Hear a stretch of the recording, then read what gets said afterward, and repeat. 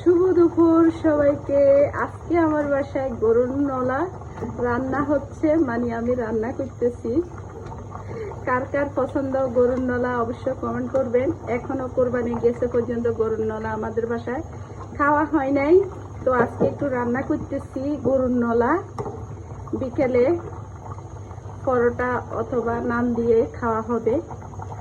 আর রান্না করছি অত্যন্ত পছন্দের একটি রান্না, সেটা হলো অনেকেই চিনেন হয়তো, গ্রামগঞ্জে পাওয়া যায় কচুর ফুল।